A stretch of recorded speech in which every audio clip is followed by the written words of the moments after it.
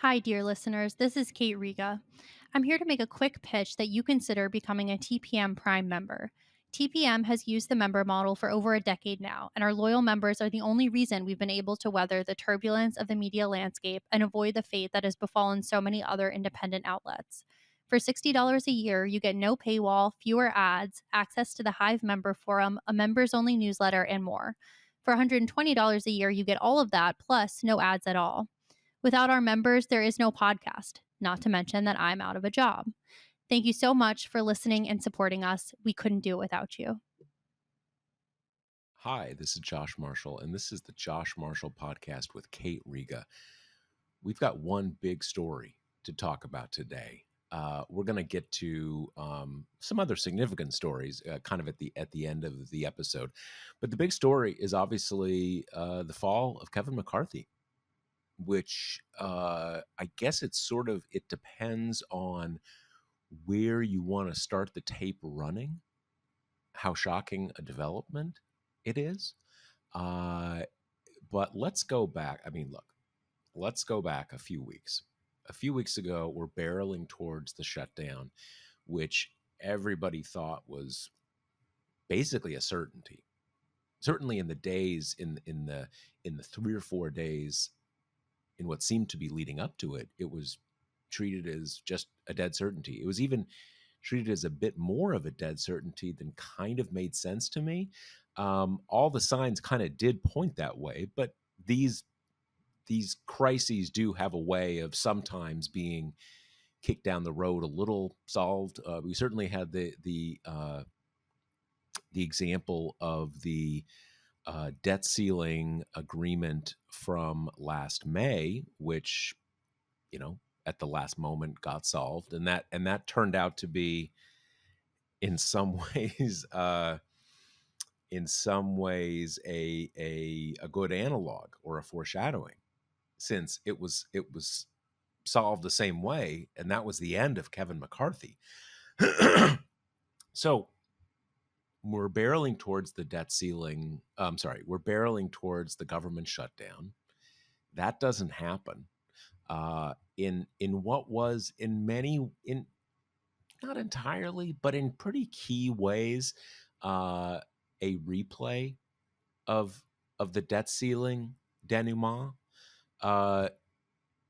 McCarthy was just placed in an impossible situation, and we shouldn't look at this of like, oh, poor Kevin McCarthy. He was given no way out. He placed himself in that impossible situation back in January, right? And there is this line coming out of Kevin McCarthy's downfall that no one could trust him. He lied to everybody. And at some level, that's what Democrats are saying. And it's certainly the case that he made that deal back in May over the debt ceiling, and then he pretty quickly turned around and broke the deal. And breaking the deal is what set us up for this shutdown showdown, and what we now know set us up for his fall from power. But maybe he did lie to everybody. But I think by accepting the House hardliners' theory about this, their claims about this, which is just, he's unreliable, he's a fake, blah, blah, blah, blah. That's why we want to get rid of him. That's why you Republican centrists, you should also want to get rid of him because he lies to everybody. Well, maybe. I have no brief for Kevin McCarthy. He brought this all on himself. And in addition to bringing this all on himself, he's done just a series of terrible things to enable his rise to power. But the key thing here is that he came to power promising the House Republican ultras that he could get the entire House to agree to their wish list, that he could make that happen, that he could get everybody to agree to their wish list, make that happen, and then somehow take their wish list and get it made into law, right? That's the basic thing. Why couldn't McCarthy? I mean, let's go back to what that debt ceiling agreement was. They agreed to a broad series of spending caps that were pretty minimal relative to what a lot of people were expecting that the Republicans would be able to extort. And within that, they're going to go back to regular order, going to pass all the appropriations bills, and if they don't get them passed in time, you pass a continuing resolution. There's no more debt ceiling stuff till after the 2024 election. Blah blah blah blah. Okay, so the Freedom Caucus people, and there's one issue that the Freedom Caucus is really no longer one group, but we'll come back to that. Freedom Caucus people get their regular order, right? They finally get what they've been demanding, but they're not able to pass their bills. They're not able to pass their bills, which is why we've for a generation been sort of funding the government through omnibus legislation. Some last minute deal negotiated between the heads of the Congress and the White House, and everybody votes. Everybody gets 25 minutes to vote on it, and then it's done, which is not great, but there's a reason we got there, right, to doing that. So they couldn't get that. And look, the reason they couldn't get it isn't simply because the people in that part of the Republican caucus have no experience governing, don't kind of know how to move these bills. It didn't happen because they wanted to pass bills that they couldn't even get through the Republican House. And they certainly weren't going to, they were going to be dead on arrival in the Democratic Senate with the White House, et cetera. So really, Kevin McCarthy got canned because he couldn't deliver the toy ponies to Matt Gaetz and Eli Crane and all these other dudes. And the reason you can't is because they don't have the votes for it.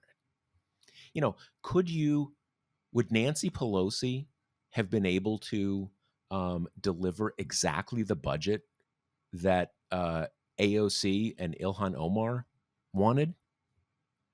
Of course not. There's a lot of people in the Democratic caucus. They don't all agree with the squad. That's just obvious. But that is how the Republican caucus has been running. So, and look, I will put out there that this played out. This did not play out the way I thought it would play out. And there's a couple junctures where my analysis of this broke down, and I want to point out where those were. Didn't surprise me that Matt Gaetz was able to come up with 5 votes to oust McCarthy from the speakership. What surprised me a lot was that, I mean, I guess it ended up being 8 votes, I think. 8 votes. And then within less than 2 hours after that vote, he announced he's out. He's not running again. He's done. And just with how, House politics runs, you've been speaker and you stop being speaker, especially if your speakership ends in this humiliating a fashion, your career's over. A guy who's in the House is not going to run for Senate. That doesn't happen. It's California. He's not going to run for governor of California, right? So his political career is done. It's sort of an open question whether he's going to resign by the end of this Congress. And okay, so that happens. I think that's still, in many ways, kind of an open question why he did that. We may never quite know the answer why he did that. The answer could be as simple as that there was just no way he was ever going to get those 5 or 6 to ever vote for him. But still, there's a certain lack of political fight there, right? And there's also a lack of political fight in the kind of so-called GOP moderates. I mean, if we have to look, everybody is saying today, no one is more hated in the GOP caucus than Matt Gaetz. The guy is despised. And yet, he threw down the gauntlet. He went to war with Kevin McCarthy, and Kevin McCarthy is gone. So do not tell me that his power didn't just skyrocket. Of course it did. Right? So now, I don't think I was the only one to see McCarthy give in that quickly. Apparently, everyone in the caucus meeting, which took place around 7 in the evening last night, was totally shocked. I don't think everybody thought he was going to be able to make a comeback, but at least that he was going to, try. Now we seem to have Steve Scalise in, but Scalise hasn't officially announced yet that he's in, although it's kind of a given. But Jim Jordan beat him to the punch. And Jim Jordan, strange as it may sound, is a McCarthy guy, not a Scalise guy. A lot of this Freedom Caucus mainstream, a lot of that stuff breaks down. It seems to me, although this is, way out of my knowledge, if Steve Scalise would have said instantly yesterday, all right, I'm in. Let's bring this craziness to a conclusion. Everybody rally behind me. We're going to get this done. Not that it matters, but Matt Gaetz said yesterday, oh, I'd love Steve Scalise. That'd be awesome. Right? So he's on board. He waited. And now Jim Jordan's in. And, last thing I'll say here, I remember very clearly, it's like 25 years ago, the day that Denny Hastert became speaker. Now, obviously we know now that Denny Hastert was a child molester, right? And had this whole abuse thing, and we know that. We did not know that at the time, right? And we'd had Newt Gingrich go down as speaker, in part because of the total belly flop of the 1998 midterms, but also because he was having an affair with his now wife. That's how Gingrich rolls. Each new wife starts as an affair with the previous one. And then you've got this guy Livingston, no one remembers. He's the next guy, but then he's having an affair.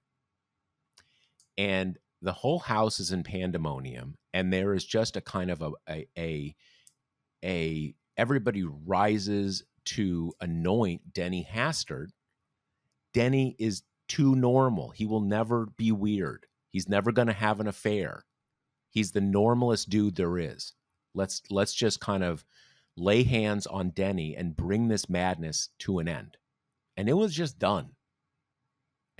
And I believe Hastert went on to be the longest serving Republican speaker in American history. Okay? So not bad, Denny, even though it sort of fell apart later on. The reputation took a hit. Maybe Scalise could have done that yesterday, but he waited, and now McCarthy's in. So now we've got a real fight on our hands. And look, there's no question, both because of who these two guys are, Jim Jordan and Steve Scalise, and also because of what happened to Kevin McCarthy, that the new speakership is going to be more feral, more confrontational than McCarthy's, which is saying something. So that's the big thing we're going to talk about. We're also going to talk about Consumer Finance Protection Board. I always forget the exact. Is that Bureau? Board? Bureau.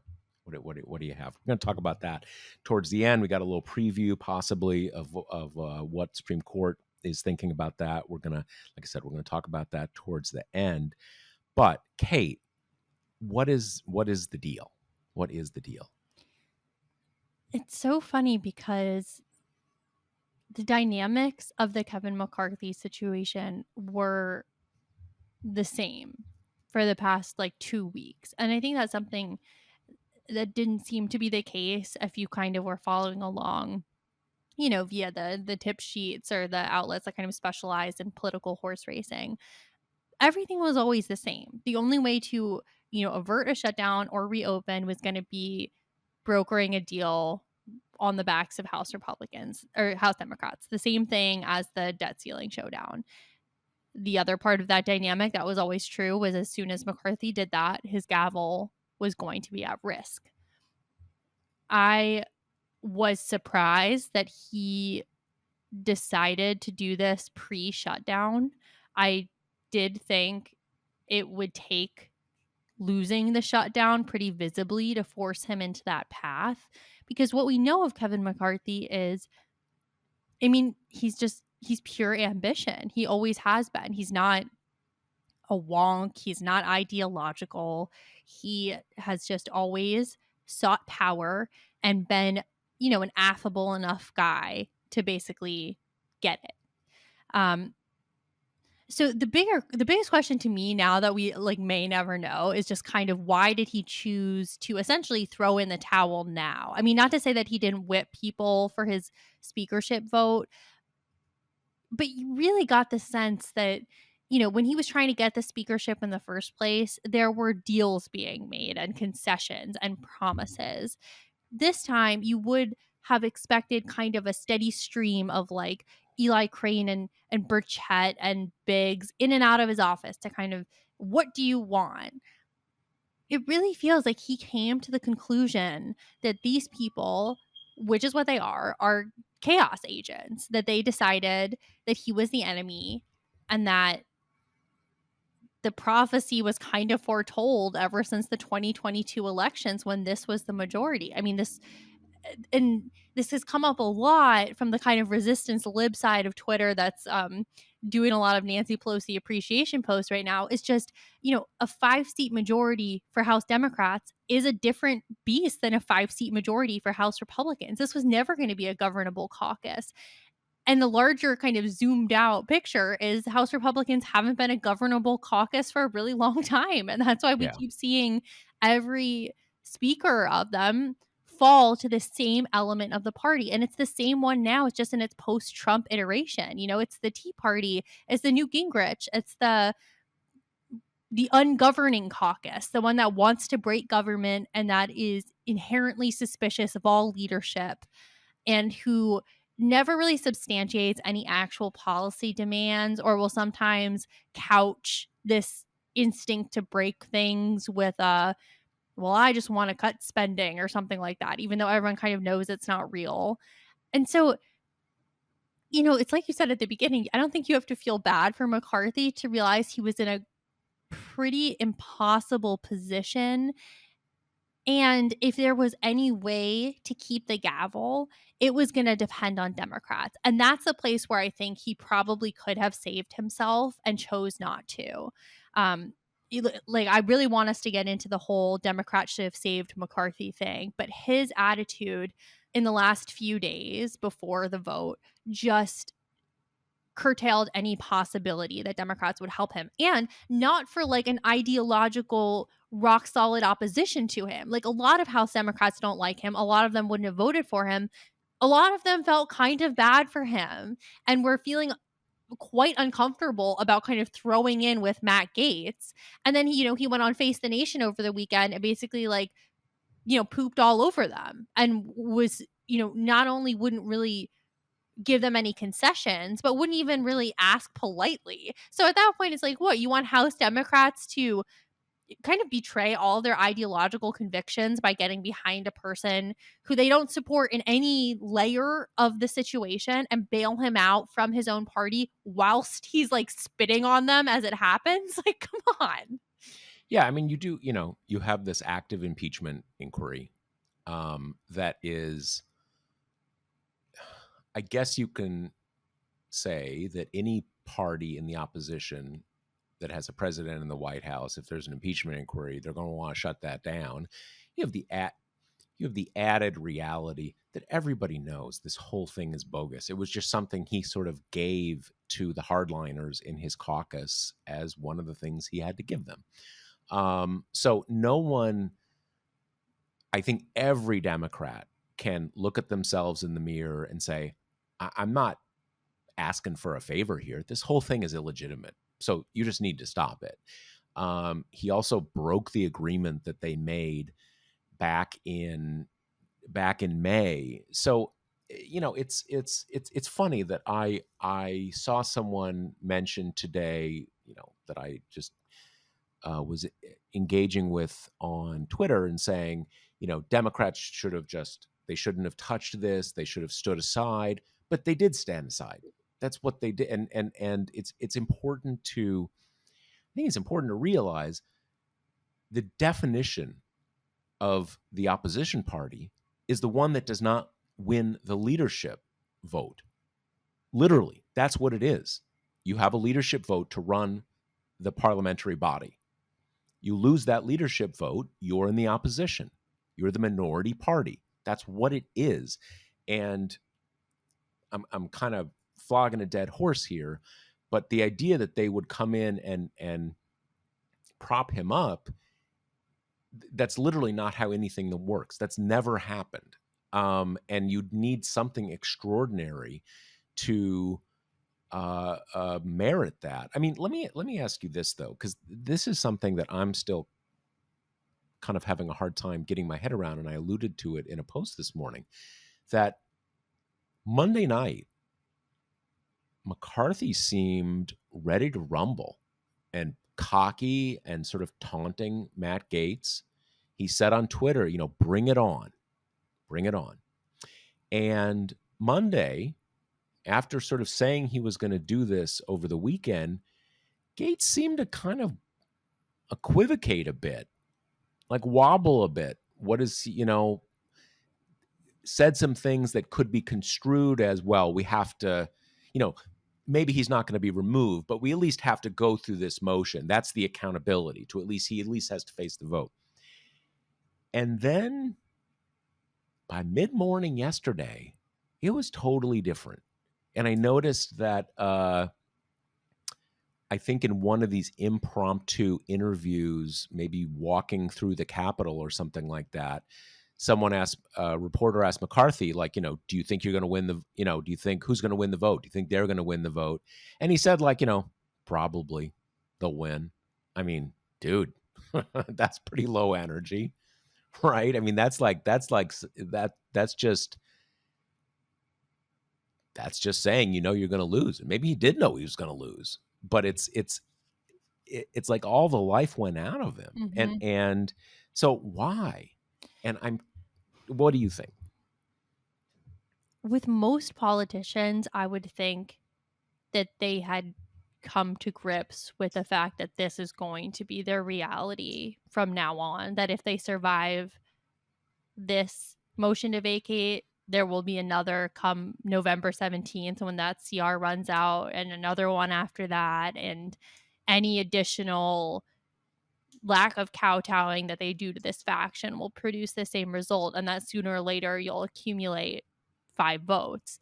But that is just not how McCarthy has ever operated. Like, if that was his thinking, why would he go for the speakership job in the first place? I don't think anyone was laboring under the delusion that Matt Gaetz would become like a sane kind of functioning member of Congress.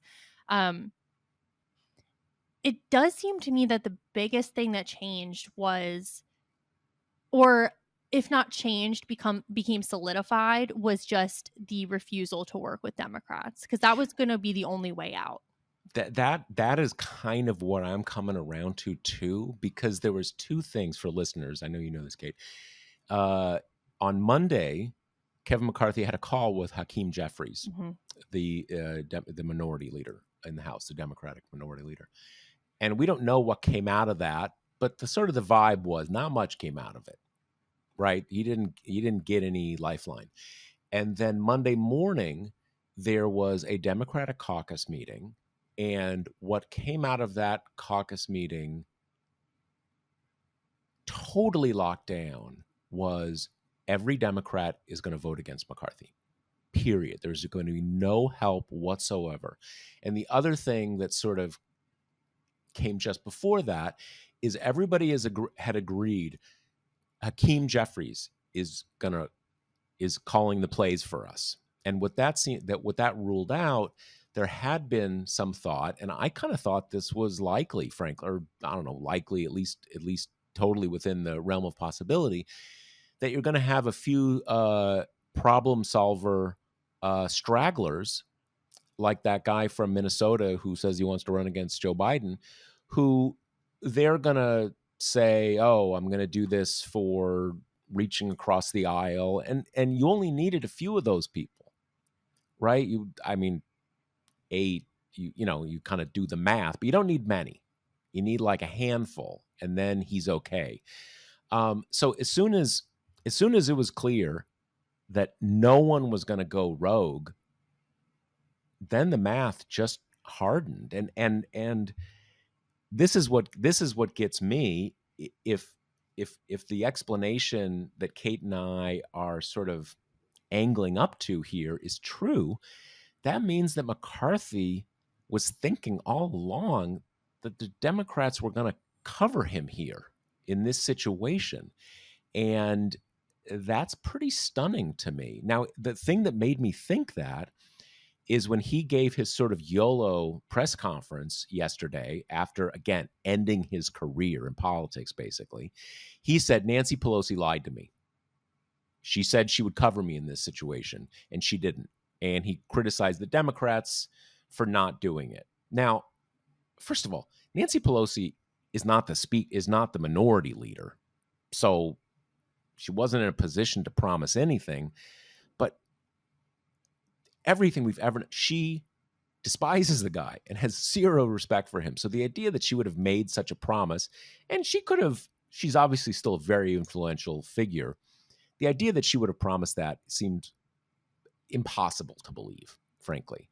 But regardless, it doesn't even matter what Pelosi said to him in whatever conversation.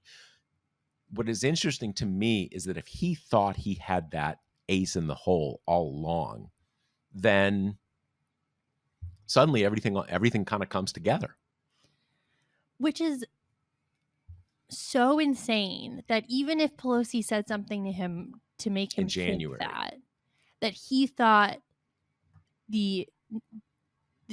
still powerful woman, but who is no longer any formal leadership role in the House Democrats, that her word and no further concession on his part, or even the bare minimum of kind of public respect for House Democrats, would be enough for them to come to his aid, when, if the situation was reversed, laughable. Can you imagine if Pelosi went to McCarthy and said, "Hey, can you bail me out?" He would tape the conversation. He would play it for the networks. He would humiliate her in public, and every House Republican would participate in that. I mean, it's just, maybe he has like bought the kind of, run of the mill Democratic platitudes, right? That they are, not bloodthirsty, pretty spineless, like always kind of want to drive in the direction of get along to go along, amiability, a return of respectability. But like, what if that's true? What a complete misreading, not just of Pelosi, but of the dynamics in that chamber, where people genuinely really, really hate him. And not just because he's kind of a MAGA stooge, but the debt ceiling thing absolutely infuriated Democrats. Yeah, well, and again, I want to be clear to our listeners. I don't think Pelosi said anything like that, but let's play it through in our heads. Let's say, what if she did say this in January? Okay, a lot of water is under the bridge since January. You've got the debt ceiling showdown. You've got the breaking his word on the debt ceiling showdown, which created the government shutdown showdown, which, along in the mix here is opening this impeachment inquiry against Joe Biden. The idea that promise, which again, I don't think really happened, would hold is absurd. And I just want to drive home for people again. The opposition party doesn't vote for the leader of the majority party. It's like when you have a speaker's race at the beginning, even if the speaker of one party, even if the opposition kind of likes the speaker on a personal level, thinks he's a decent guy, they all vote against him. That's just what the opposition party is. And so the one thing the only thing I can imagine that sort of makes this fit, and one thing I could imagine her saying is this, promising this, that they would not invoke the motion to vacate. Because again, it's not just Matt Gaetz who can do this, or Republicans can do it, any member of the House. So if they had wanted to, Democrats could have, like once a week, done this and forced leadership elections again and again and again. And he probably would have won those because no one in the GOP wants to kind of be working with the Democrats. But still, that would have been a huge headache. And I could see them saying, look, we're not going to do that. We're not going to dick you around that way. That's obviously nothing to do with this situation, um, which is very different. But I don't, the thing, the only thing I can imagine he was thinking is something that I think a lot of establishment Washington is thinking. When we say he did the debt ceiling hostage taking, he broke his word on that, he did this, he did that, a lot of establishment Washington says, well, what choice did he have? He had Matt Gaetz and Andy Biggs and Lauren Boebert, ready to drop the boom, lower the boom on him whenever he didn't do that. And okay, I mean, that's sort of, there's a certain logic to that, but he did these things. And so you see that what Democrats would have been doing would be agreeing to continue to have themselves abused. Uh, uh, why? Why? This is there, I think, is an underlying piece of this that assumes Democrats would prefer a Kevin McCarthy speakership to the alternatives, which I have always thought doesn't make any sense, because while McCarthy may not specifically hail from the House Freedom Caucus himself, his elevation to power has been solely on the backs of those people, and by doling out concessions to them that Boehner and Paul Ryan wouldn't do, and which helped end their careers.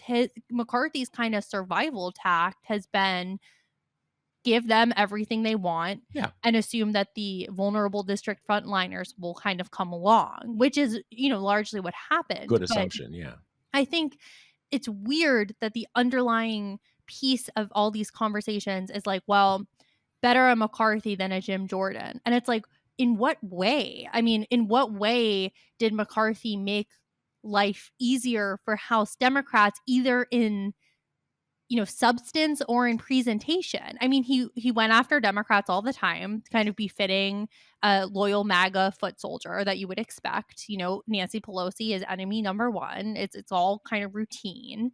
Um, and when did we ever kind of see him demonstrate restraint in a way that House Democrats would miss if Jim Jordan gets the speakership? I mean, he greenlighted the impeachment stuff. The only times that he kind of bucked the party, which ultimately cost him his career, were to stop the United States from going into default and then to stop this shutdown. And maybe you could argue that someone like Jim Jordan, who's like a tick or more insane on the dial, would not have averted those things.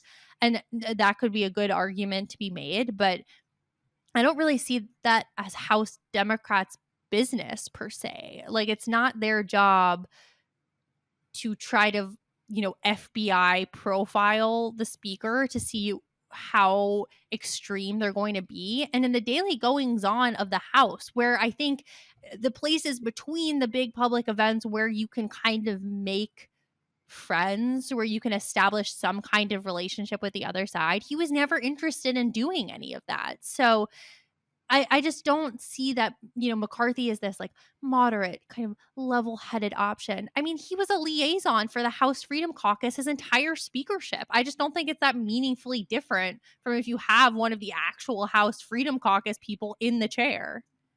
I mean, I think the difference for Republicans is that, and this is that system that I've been talking about in the editor's blog, that you have a kind of notionally mainstream dude who's the face of Republicans in Congress, but he's actually doing the bidding of the Freedom Caucus. And you don't want an actual Freedom Caucus guy there because optically that's a lot worse.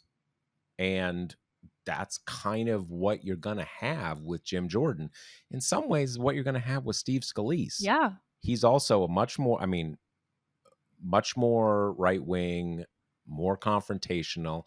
I mean, look, the argument for Kevin McCarthy is that he pulled the plug and didn't shut the government down. He didn't do that as a favor for the Democrats. I think he did that because he thought the consequences for him and the Republican Party next year would be really bad. So, I do think I think that the outlook for Ukraine aid right now is pretty dicey. Having said that, though, and this is the other part of this equation. Having said that, if McCarthy, let's make a different scenario here. Let's say the vote was 5 votes against. So he's ousted, but they just need one member to switch, right? And he goes and he makes deals and he makes more promises. I mean, I think the thing with like making more promises, what more promises are you going to make at this point? I mean, what more can he promise that he hasn't already promised? But do you really think they wouldn't lock him down on no Ukraine aid as the price of holding on to his speakership? Or if let's say it was 3 votes, so big win for McCarthy, and next week he announces a vote for Ukraine aid, you think they're not going to do the same thing all over again? So the idea that Democrats imperiled Ukraine aid by doing what they did, I think that's highly, highly questionable. The other thing that I think doesn't get mentioned here is I think there's a very good chance that, okay, let's go back. Let's say it's 8 votes, but now Hakeem Jeffries designates 20 House Republicans who've got a pass, who have a hall pass for voting present. So now Kevin McCarthy is the leader because of an agreement, because of the de facto support of the Democratic Party. How long does he last? I think there's a decent chance that they see that, and he survives that vote, but everybody kind of sees he survived it with the support of the Democratic Party, and then he's done. They do the same thing next week, and he's out. So even the things that supposedly are because of the Democrats' decision, I think if you play it out, it's debatable. Yeah. Okay. There are 2 more parts of this that I'm eager to get to. So let's start with kind of the votes to depose McCarthy, which a lot of them predictable, people you would expect, people who kind of forced the speakership to go to 15 rounds in the first time. Yep. I mean, he almost decked Matt Gaetz in January, so it's not like we didn't have foreshadowing of this. But Nancy Mace was shocking. So what do you, I mean, her story at least is that she went to him with a bunch of, I don't know, ideas, demands, what she wanted to do on post Roe, I don't even know what you want to call it, and that he said yes, yes, yes, and then forgot about it. Now, I guess the problem for me is him saying yes, yes, yes, and then forgetting about it, totally plausible. On the other hand, she is the biggest phony and biggest liar I have seen in ages. So I have no way to litigate this dispute. Well, okay. First of all, Nancy Mace does this occasionally. She likes to fashion herself as she's a young Republican woman, and she likes to talk about bringing the party out of the dark ages on abortion, right? That they need to humanize and soften their edges, or they are just kind of doomed with women and young people in perpetuity, which to some degree is true. But she never backs it up with anything. She's like introduced a bill that has to do with kind of care for new mothers type thing. But the reality is, if she had put any elbow grease into an effort like that, we would have heard about it because it would have been bipartisan. You would get House Democrats who are like, we're all for kind of supporting new mothers. That doesn't run counter to us wanting abortion rights, but Right. it's an area where we can kind of agree on. Um, Secondly, where exactly, if it was this kind of, young mother, young baby support, like, where did she want that to go? Was she just trying to demand that that was part of a CR or something? Because the point of all of this was that any CR was never going to pass, and any CR that specifically had any legislation that like Matt Gaetz and co could take objection to, they did, right? So and then they also objected to the clean CR. So this idea of like, well, Kevin promised me and he lied to me, it's kind of like, well, okay, babe, but like he was pretty, not to He had be his all hands team Mike full. Kevin, but he was a little hamstrung from keeping the government open at all, much less kind of prioritizing your pet legislation here. Well, that was the thing I didn't completely get. Like, like standalone bill, part of government shutdown. I mean, Gamesmanship. when she made the comment about the "I just want to support women" post Roe, she quickly transitioned into talking about the 12 appropriations bill. So maybe she wanted it to be part of that. But again, Kevin was not the one standing in the way of passing appropriations bills. Like that just wasn't going to happen. And also, like, I don't know, 100 billion for being a woman. I mean, what are we actually talking about? And like, this goes to your point about her kind of brand, which is, I'm not an old fuddy duddy. Hmm. I'm a kind of a modern woman. I go to She even prayer breakfast and talk about having sex. Right, but even that is sort of a thing. Like, I'm conservative, but I'm doing the nasty too. Don't count me out, right? Like, okay, we get it, Nancy. We get it. You're You're a fun. young, you're a young woman. You're not a 80-year-old white dude in the Senate. Got it. But what are you actually talking about? Like what? Like the House can't pass vibes. It has to be something, right? And look, maybe it is some sort of government support for young single mothers, right? Daycare. There's a lot of things that you got to get it down to concrete some concrete thing. And the other thing, at the end of the day, and you're the demographic, not me, but people, and certainly most women in this country, are fundamentally pissed that there's no access to abortion. Being supportive of women who don't have an abortion is great.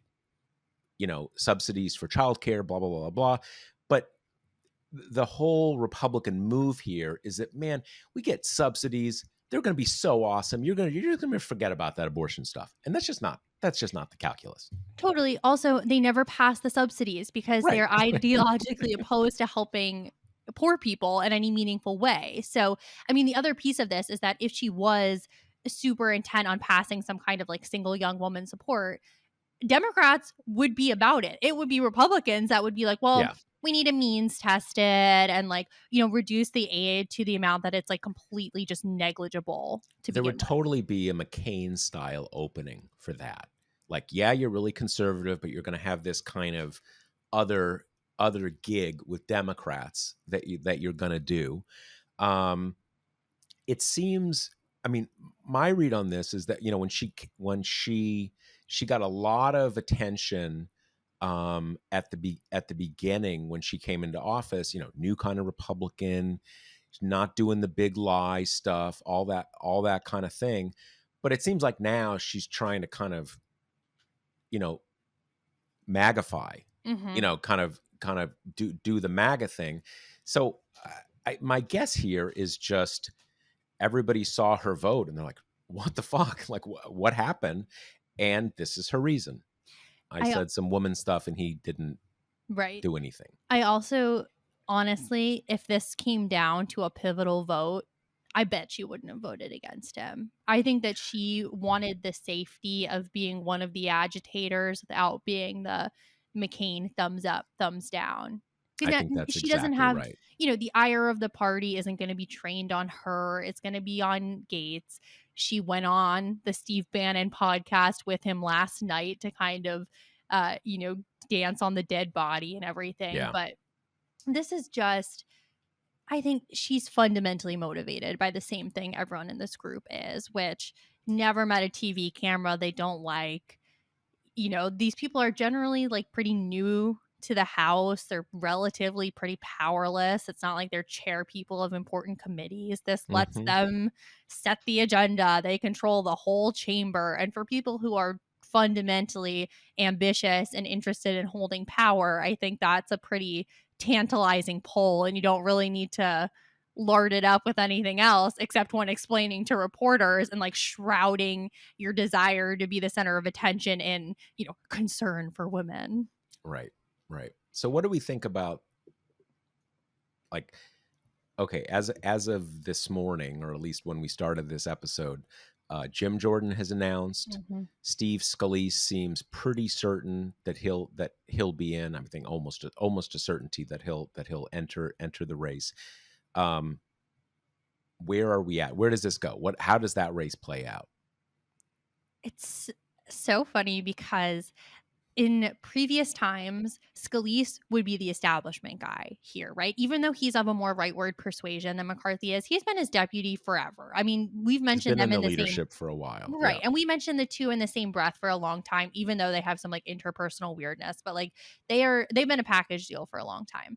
And then you have uh Jordan, who for a long time was the Gates, right? He was kind of the personification of the bomb throwy, um, interested in making spectacles and getting clips and going on TV and not so much about governing. But as you say, in this kind of wave that also ushered MTG into establishment republicanism, he has become a McCarthy ally and profited richly off of that. Now he gets to chair one of the most important committees and like kind of yell about fake investigation stuff and what have you. So, and then you have Scalise, who it seems like the kind of best entry for him would be to get back to his more rightward roots because he can't just kind of market himself as like McCarthy 2.0. He's going to have to do, McCarthy, but with a little more House freedom blood running in my veins or Right. something like that. Right. So Right. you've got Jordan inching more towards the establishment camp and Scalise inching more towards the hard right flank, which kind of makes the two profiles somewhat similar going into this. I, I don't know that Jordan would struggle to get the votes. And well, honestly, I think either of them would struggle to get the votes. But there was a prior iteration of Jordan that I think would be like, no chance. He's crazy. yeah. He's the fringe guy. And now Right. he's kind of cloaked with more establishment, the trappings of being a quote unquote more serious politician. Yeah, it is weird. And for our listeners, there's, you know, people who are into politics, into policy. You see all of this. There's Democrats and Republicans, there's Freedom Caucus and mainstream and all that kind of stuff. But there's also the high school aspect of all of this, of who's friends. And that cuts across a lot. I mean, obviously, well, cuts across the parties to a certain extent, but not in ways that are relevant for this discussion. But you've got a McCarthy team. When so and so becomes the whip, they're going to staff that with their people. And so there's through this, and as Kate says, it was sort of muffled as long as McCarthy was the speaker, Scalise is the majority leader, 1 and 2 in the leadership. But there's a team McCarthy and a team Scalise in the House Republican Party. And in this sense, Jordan is team McCarthy. And so this election is going to play out. Does team McCarthy hold on to some or all of the goodies, or is it team Scalise? Does one of them get frozen out? So that's why I really I'm a little surprised that Scalise did not announce formally, say something publicly last night and say, let's end it. Everybody get behind me and it's done. But he Yeah. didn't, I obviously. mean, the thing with this with Scalise too is he was just diagnosed with a blood cancer. So I wonder if there's any hesitancy. I mean, I know that he and his camp are doing the he's fine thing, but they have to. I mean, it's a grueling job, and probably the most important part of it, if you don't have like the legislative finesse of a Pelosi, which I pretty safe to say I don't think any of Yeah, these no men one have, does. Yeah.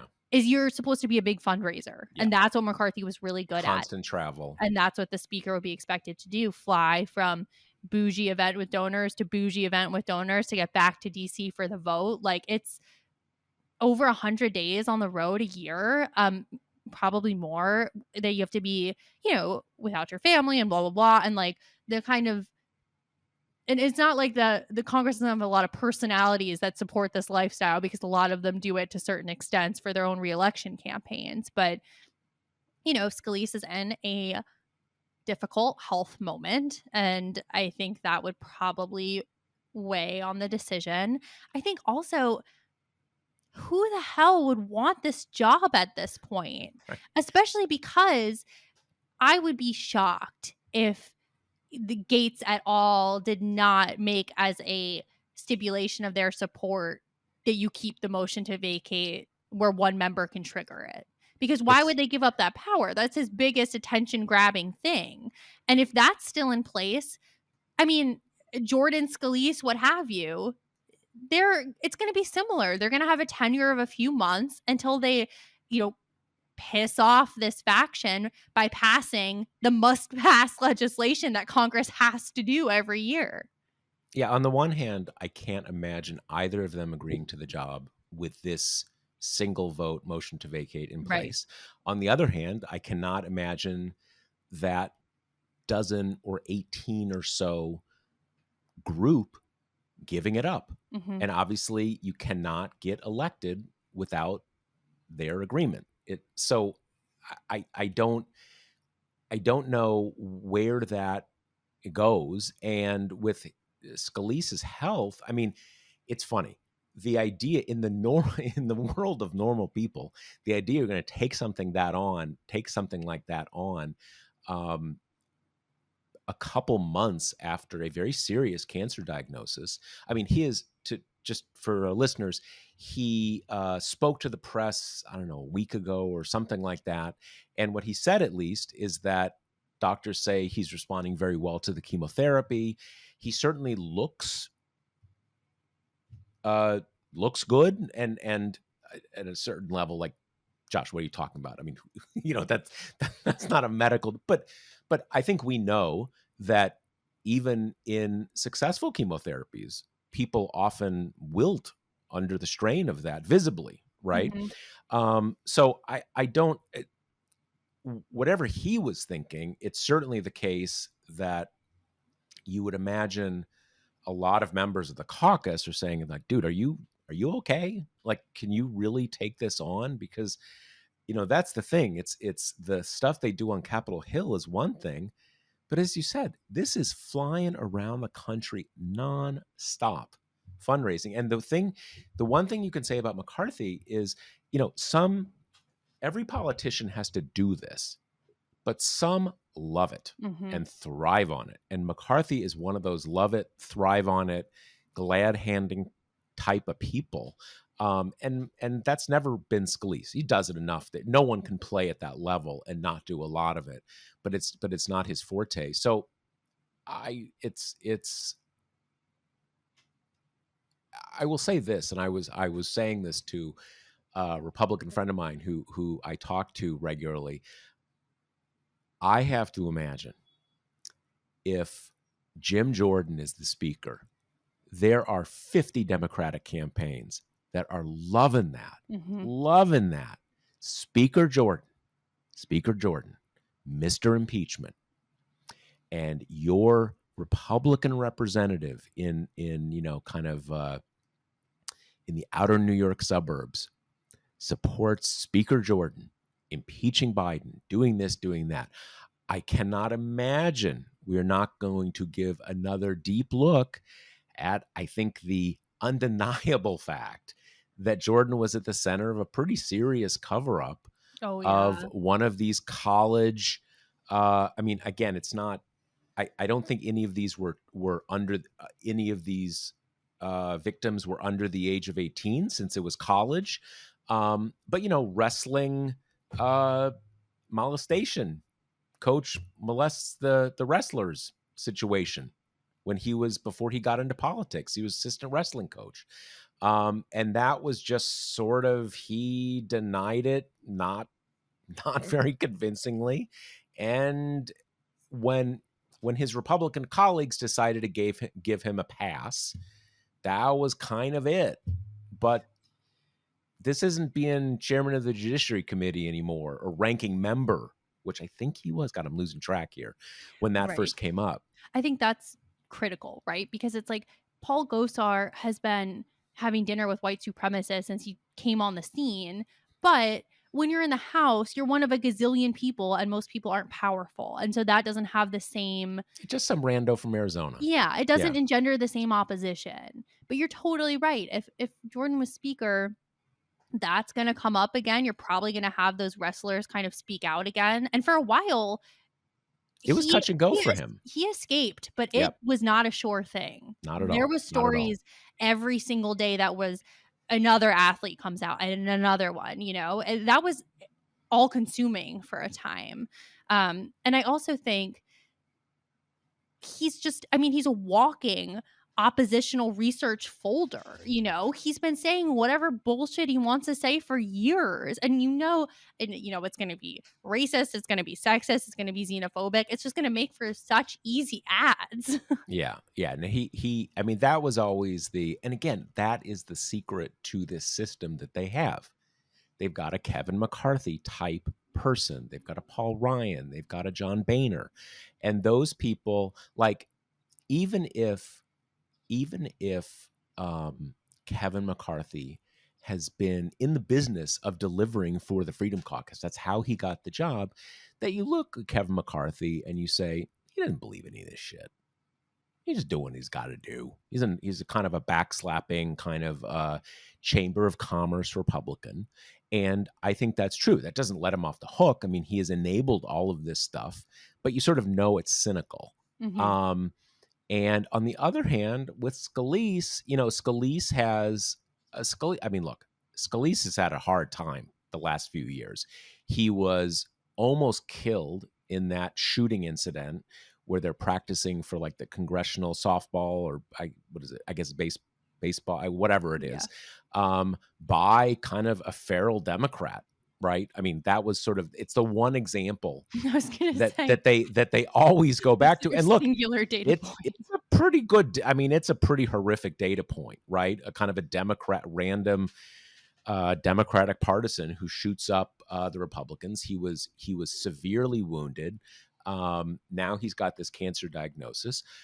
You do have that when he was starting out, he's got this quote, I'm David Duke without the baggage. Right. So Steve Scalise has some baggage himself. He is, he comes out of unreconstructed Louisiana Republican politics. Now, in an era of Trump, people say David Duke, like, oh, David Duke, Quaint. we have Nick Fuentes now. Like, what do you know? David Duke, he's like establishment at this point.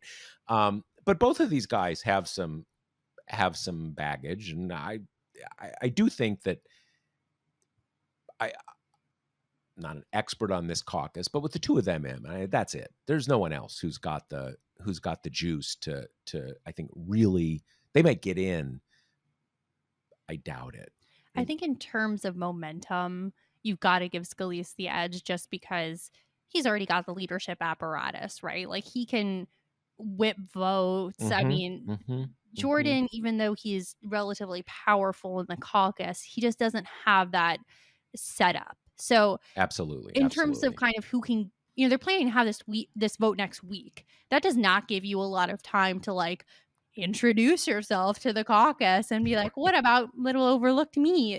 So there's just not a lot of time, and if they do end up holding the vote next week, you gotta give the House money to Scalise because he's a name that Yeah. everyone has been okay enough with to have him in the upper echelon of leadership for a long time. I think it's frankly I laughed out loud when I saw the Gates quote of like, "Well, I think Scalise is superb." It's like, right, McCarthy was like unacceptable to you, but his deputy is a whole different Yeah. ball game. Yeah. Yeah. But I do think, I mean, I think there's a lot of ideological and ugliness baggage that Scalise should be held to account for if he becomes speaker. But I think it's not nothing compared to Jordan. And he's been in the leadership. People won't see it as dramatically different.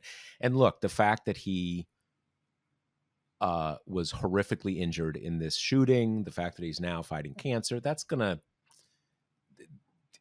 is just going to give him some benefit of the doubt, right? That humanizes him. That's just the reality. yeah. Okay, so should we do a little SCOTUS corner Yeah. here? What Yeah. happened? What happened there? What did we glean from that hearing? So our term has begun. The drop in temperature, the animals howling signified that the Supreme Court is back in session. And this was the first big case that we at TPM are tracking this session. It's basically just a threat to the well-being of the Consumer Financial Protection Bureau, the CFPB, which is widely known as Elizabeth Warren's. It was her idea. She forced it kind of into existence, and it's become a really central player in the financial regulatory system post the financial crisis of 2007 and 2008. So this was born out of just a challenge from a trade group of payday lenders who opposed this one rule that the CFPB um, put into place, which I always think is funny because, like, can you think of a less sympathetic group than the payday It's lenders? like the worst of the worst. Yeah, Yeah, no, it's like the American Association of Bloodsuckers. exactly. Yeah. Yeah, yeah, yeah. And so basically that rule is just so that payday lenders can't keep trying to take money out of your account when you don't have it and like heap up overdraft fees kind of thing. But what happened is it went to our old friends at the Fifth Circuit who said, you know what? The entire funding scheme for the CFPB is unconstitutional. And the CFPB gets its money from basically like its director asks the Federal Reserve, like, this is how much money we need. And that amount is capped at 12% of the Federal Reserve's operating budget of 2009. So it's a weird system, but kind of a lot of the financial regulatory stuff gets its money in a weird way because they're supposed to be independent and they're supposed to be a little bit separate from the whims of Congress, the way that most things are have annual appropriations. Right. So the Fifth Circuit just went off the rails, right? And basically said, like, you need to shut this whole agency down, which is a problem because there are a lot of agencies that are funded weirdly like this. And so now you had at oral arguments at the Supreme Court on Tuesday, actually the guy arguing for the payday lenders is Noel Francisco, who was Solicitor General during the Trump administration. And he was given the difficult task of trying to explain both why we've had agencies funded in weird ways since the founding, like that's not a new thing. Plus, you've got a whole host of other agencies, the Fed, the FDIC, that are all kind of funded in this roundabout way or given, kind of a budget cap type thing. And you have to kind of work underneath that.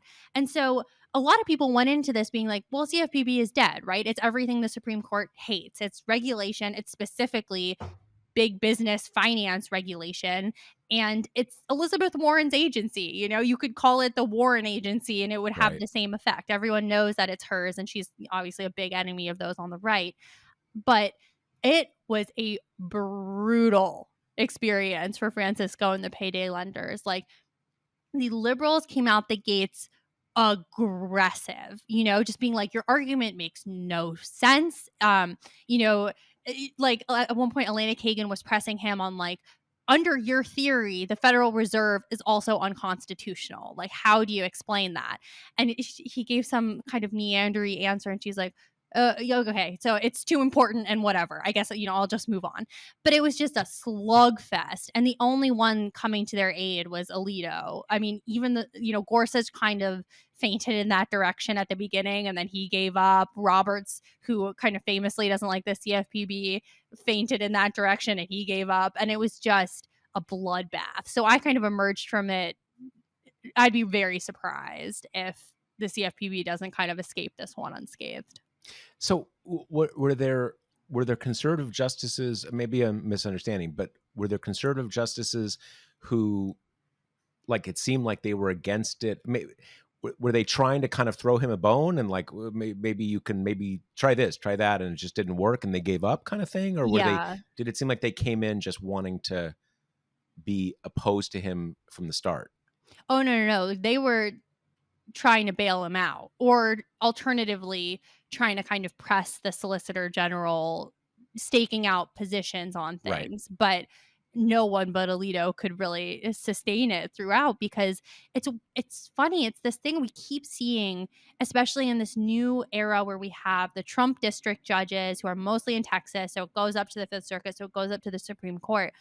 There are more and more examples of this where the legal argument is just so shoddy and just so clearly kind of them being like, well, now's the time, got to strike while the conservatives are hot, right? That they just like Right. kind of send up whatever. And then a few times, of course, the Supreme Court doesn't have to take these up and they keep taking them. But we have seen a few times the arguments get to the Supreme Court, and even the kind of, these dyed in the wool partisans are just like, are you fucking kidding me? Like, It's too much for that's them. too stupid. I can't accept that. I can't pretend that that's like, it has the structural integrity of anything but a doily. Well, that is one of the supposed features of letting things percolate through the courts over time, that you come up with some solid arguments. And there's a lot of things that you could, given enough time, come up with at least better arguments, if not good arguments. Now, I take it that, I guess there's two ways to come at this. There's one way to say, there's no problem Congress doing this. This is fine.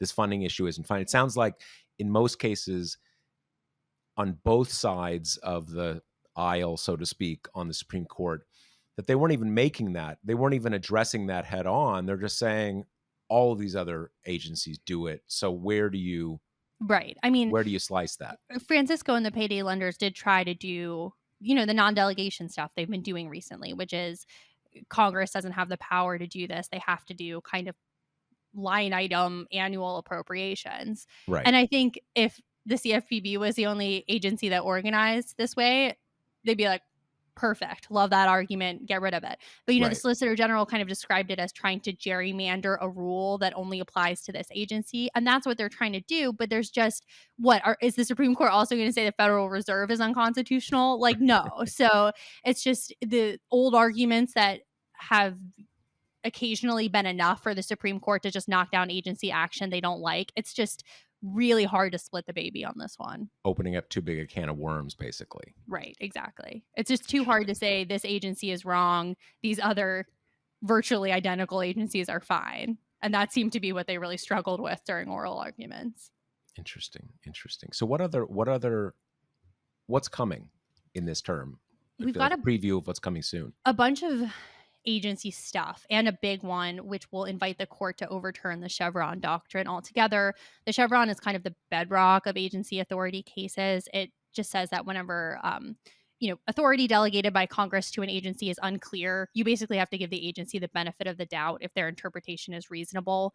That's something that the court has been moving away from for decades now, and now they got a case where they can squarely overturn it.